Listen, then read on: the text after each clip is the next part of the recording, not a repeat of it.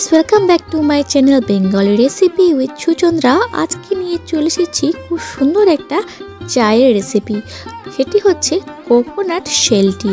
তো আমরা মালয়ের মধ্যে নারকেলের মালয়ে কীভাবে সুন্দর একটা দুধ চা তৈরি করছি, চলুন ইনগ্রিডিয়েন্টসগুলো আমরা দেখে নিচ্ছি।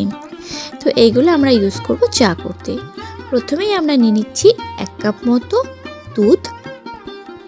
আমরা গরুর দুধ নিয়ে নিয়েছি, তার সাথে দিয়ে দিচ্ছি তেজপাতা, দারচিনি আর এই লবঙ্গর মাথাটা ভেঙে ফেলে দেব এবং গাটা দিয়ে দেব।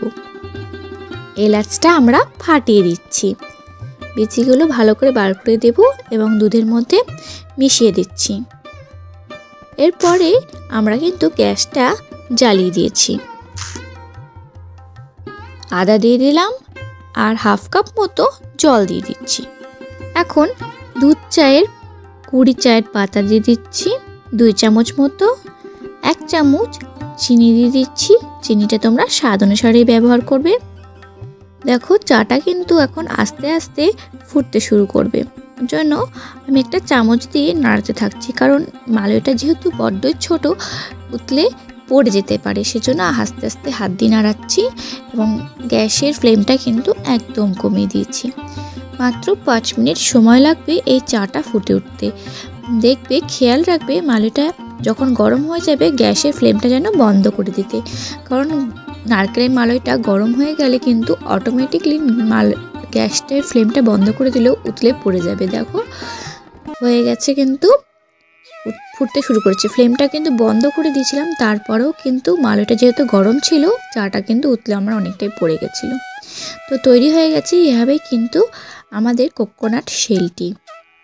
দেখো এখনও কিন্তু অটোমেটিকলি এটা ফুটতে থাকছে, কিন্তু আমি ফ্লেমটা বন্ধ করে দিয়েছি। তো কত সহজ, দেখলে মাত্র 2-1 মিনিটের মধ্যে কিন্তু তোমাদের তৈরি হয়ে যাবে কোকোনাট শেল টি, আর ফুটতে যেটুকুনি সময় লাগবে। স্বাদে গন্ধে কিন্তু দুর্ধর্ষ। আর তোমরা যে রেগুলার টিটা খাও সেই টিয়ের মতো কিন্তু একবারেই নয়, একবারে অন্যরকম স্বাদের খেতে। তোমরা একবার ট্রাই করেই দেখতে পারো এই কোকোনাট শেল টির রেসিপিটা। তো চলো বন্ধু, তোমাকে একটু খেয়ে দেখাচ্ছি এই কোকোনাট শেল টিটা আমার কেমন লাগলো। ওহ, কি দারুণ দারুণ হয়েছে। তো বন্ধুরা একবার কিন্তু অবশ্যই এই কোকোনাট শেল টিটা চেষ্টা করে দেখবে, বাড়িতে করবে এবং খাবে। আশা করছি তোমাদের খুব ভালো লাগবে। তো আরও নিত্য নতুন ভিডিও দেখতে আমার চ্যানেলটি সাবস্ক্রাইব করে আমার পাশে থাকবে, আর লাইক দিবে ভিডিওতে, কমেন্ট করে জানিও এই রেসিপিটা তোমাদের বাড়িতে খেয়ে কেমন লাগবে।